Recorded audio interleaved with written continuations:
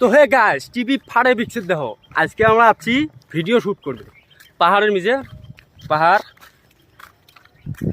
তো আমার সাথে আছে mister Akidul Khan and mister Umar Faruk.